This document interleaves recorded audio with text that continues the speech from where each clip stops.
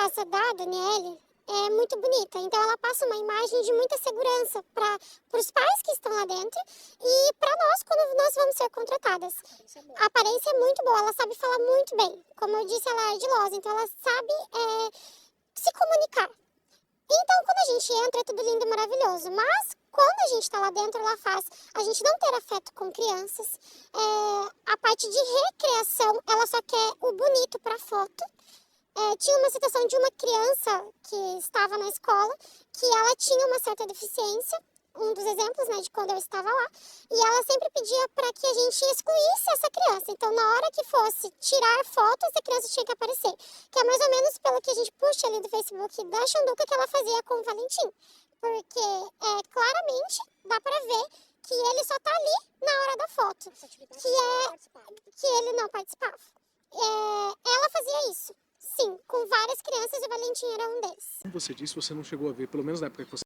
Com o Valentim. Com o Valentim, não. Uma outra criança, Sim, teve. Não só uma, como várias. você ou seus colegas devem ter questionado. Por isso que a gente teve que sair de lá. Porque a gente falava que isso não estava certo, mas ela entrava em crise conosco a ponto de querer bater em nós. Então a gente sempre teve muito medo do que ela podia fazer, porque ela sempre falou que tinha alguém do poder lá em cima.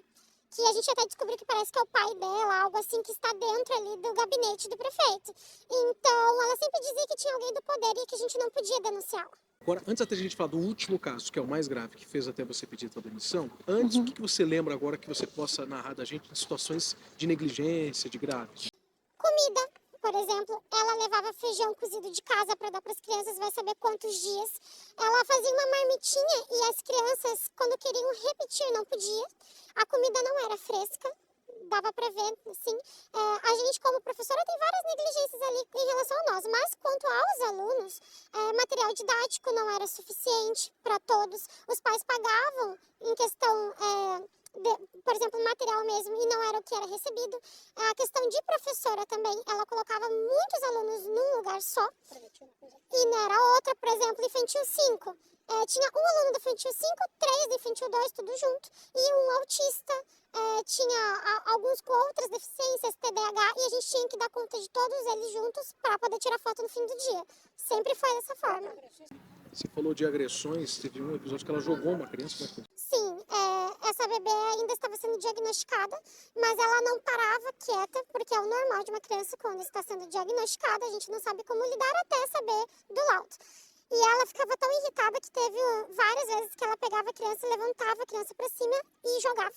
Só jogava, paf, com a criança no chão. E toda vez que eu tentava pegar a criança, ela falava que eu não podia.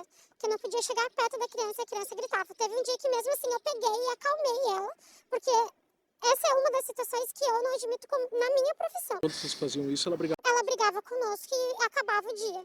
Daí teve a porta de vidro. Na verdade, é uma porta de vidro que ficava dentro do berçário. Uma criança, um bebê, bateu a cabeça no vidro e acabou quebrando esse vidro. E o bebê ficou molinho, ele não estava bem, claramente não estava bem. Se fosse entrar pelo protocolo, nós deveríamos ter chamado a ambulância para pegar essa criança e fazer tudo o que precisava fazer. Mas ela não deixou. Ela não estava na escola, que primeiramente a gente ligou para a diretora para saber o que fazia.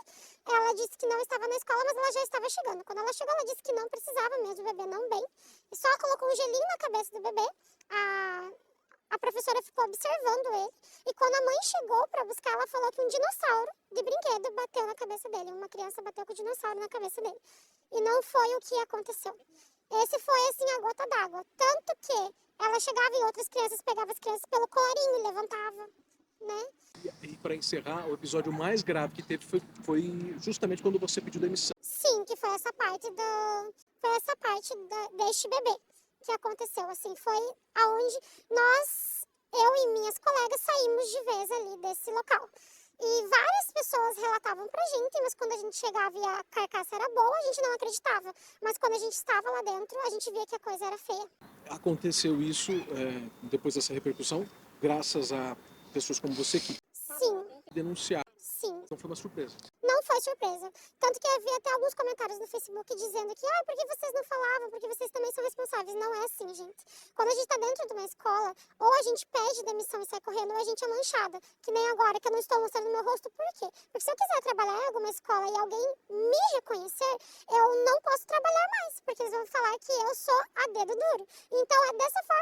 trabalha dentro de escolas particulares. Nós somos também escravizadas e não podemos denunciar. Então, se a gente fizesse qualquer coisa, o nosso nome ia ser manchado por Araucária. Então, não podia. Porque também tem essa questão de ameaça. Sim, e ela fazia várias, porque ela é de um conselho dentro da Araucária, não sei como ela é de um conselho. Então, as ameaças eram fortes. Acho que seria mais isso e assim, não se deem pela visão dela, porque ela vai passar uma visão de boa moça, uma senhorinha, uma coitadinha, por ela possuir uma deficiência, e não é isso que ela faz. Ela ameaça crianças, eu tenho contato de algumas mães que as crianças ficaram traumatizadas para ir à escola por conta dela, e se isso aconteceu, com certeza ela estava autorizando, porque nada passa dentro daquela escola sem ela autorizar. Então, tudo que aconteceu ali, ela sabia e tinha ciência. E ela conhecia a mãe do Valentim, ela conhecia o pai do Valentim e ela conhecia o Valentim. Tanto que quando a gente estava lá dentro da escola com o Valentim, nós não podíamos ter afeto com ele. Porque, é duro de dizer, mas eu acredito que ela atrasou muito o processo de desenvolvimento do Valentim.